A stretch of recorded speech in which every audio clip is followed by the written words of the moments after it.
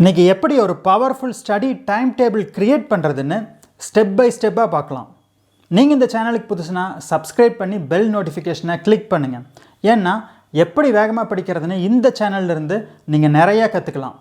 ஃபாஸ்ட்டாக படிக்கிறது எப்படின்னு உங்களுக்கு ப்ராக்டிக்கலாக சொல்லித்தரதுக்காக ஒரு 5-day வாட்ஸ்அப் கிளாஸ் க்ரியேட் பண்ணியிருக்கிறேன்.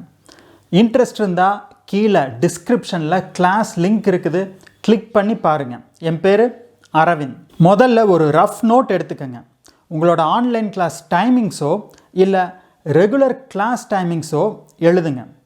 அடுத்து வேறு என்னென்ன ஆக்டிவிட்டீஸ் எல்லாம் இருக்குதுன்னு யோசிங்க, வரிசையாக எழுதுங்க. முதல்ல உங்கள் லைஃப்பில் என்னென்ன ஆக்டிவிட்டீஸ் இருக்குதுன்னு பாருங்கள். Tuition, extra online coaching classes இல்லை ஆன்லைன் கோர்ஸ் என்னென்ன இருக்குதுன்னு வரிசையாக நோட் பண்ணுங்கள். இதுக்கெல்லாம் என்னென்ன டைம்னு நோட் பண்ணுங்கள். இதெல்லாம் ஃபிக்ஸட், உங்களால் மாற்ற முடியாது. ரெண்டாவது ஸ்டெப், என்னென்ன ஃபேமிலி ஈவெண்ட்ஸ் வருது இல்லை ஏதாவது ஃபங்க்ஷன்ஸ் இருக்குதான்னு எழுதுங்க. ஆனால் பர்சனல் ஈவெண்ட்ஸை நம்மளால் நிறைய நேரம் ப்ரெடிக்ட் பண்ண முடியாது.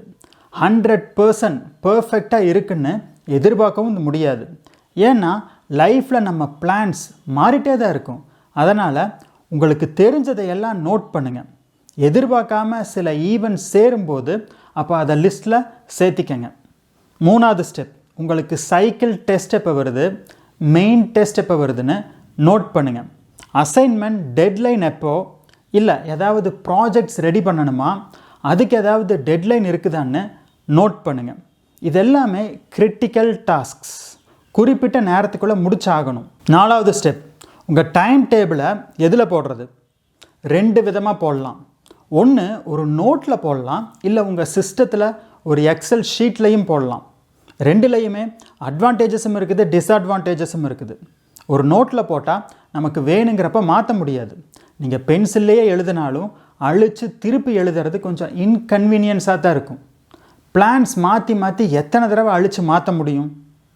ஆனால் இதே எக்ஸல் ஷீட்டில் பிளான் பண்ணால் உங்களால் ஈஸியாக மாற்ற முடியும். இதில் ட்ராபேக் என்னென்னா, எப்போவுமே நம்ம கையில் எக்ஸல் ஷீட் இருக்காது. ஒவ்வொரு தடவையும் சிஸ்டத்தை ஆன் பண்ணி தான் நம்மளால் எக்ஸல் ஷீட்டை அக்சஸ் பண்ண முடியும். இல்லைன்னா எக்ஸல் ஷீட்டில் போட்டு அதை வேணால் ஒரு பிரிண்ட் அவுட்டாக எடுத்து கையில் வச்சுக்கலாம். ஸோ முடியாதவங்க ஒரு நோட்லேயே எழுதிக்கலாம். 5வது ஸ்டெப், டைம் டேபிளில் 2 விஷயம் இருக்கணும். ஒன்று டேட், இன்னொன்று டைம். நோட்டில் டைம் டேபிள் க்ரியேட் பண்ணுற மாதிரி இருந்தால் இந்த மாதிரி ஒரு கிரிட் போட்டுக்கோங்க.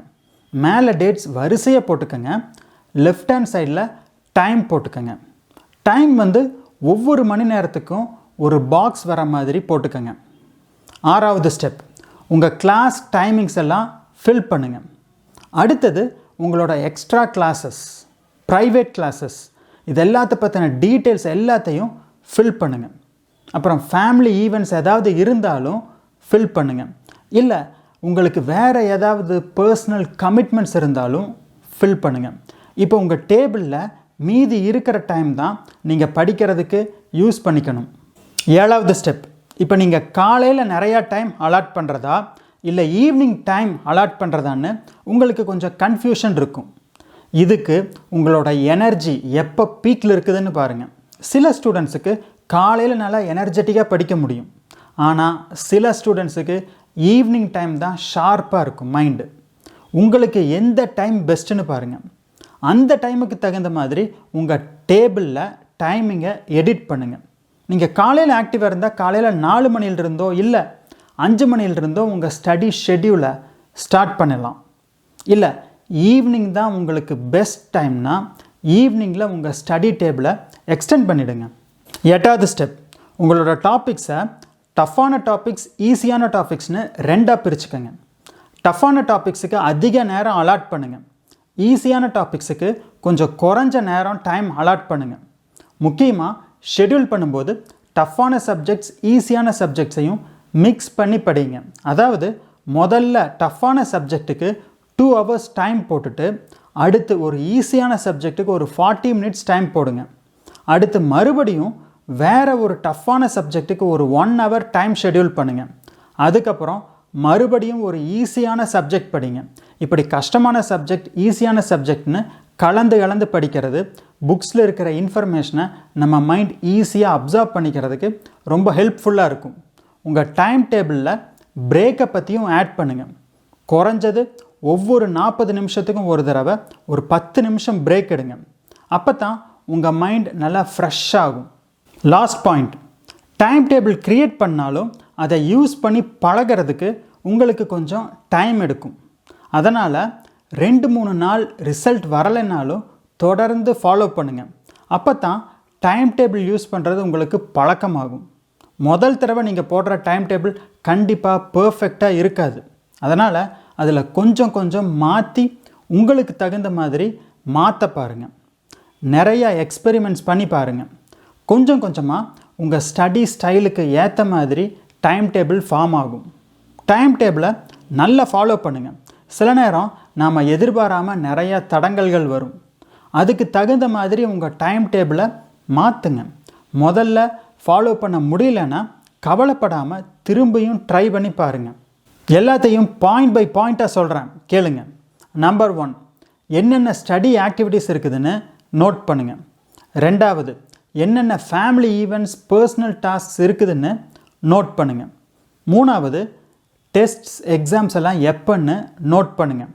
4வது, டைம் டேபிள் நோட்டில் போடுறதா இல்லை எக்ஸல் ஷீட்டில் போடுறதான்னு முடிவு பண்ணுங்கள். 5வது, டேட்ஸ் அண்ட் டைம் இருக்கிற மாதிரி காலம் போடுங்க. 6வது, கிளாஸ் டைமிங்ஸ் அப்புறம் இம்பார்ட்டண்ட் ஈவெண்ட்ஸை ஒவ்வொரு பாக்ஸ்லையும் ஃபில் பண்ணுங்கள். 7வது, உங்கள் பாடி எனர்ஜி எப்போ பீக்கில் இருக்குதுன்னு பாருங்கள். அதுக்கு தகுந்த மாதிரி காலையிலையோ சாயங்காலமோ உங்கள் ஸ்டடி ஷெட்யூலை அதிகப்படுத்துங்க. 8வது, ஈஸியான சப்ஜெக்ட்ஸ் கஷ்டமான சப்ஜெக்ட்ஸ்னு பிரிச்சுக்கோங்க. கஷ்டமான சப்ஜெக்ட்ஸுக்கு அதிக டைம் அலாட் பண்ணுங்கள். ஈஸியான சப்ஜெக்ட்ஸுக்கு கொஞ்சம் டைம் அலாட் பண்ணுங்கள். 2யும் மிக்ஸ் பண்ணி படிங்க.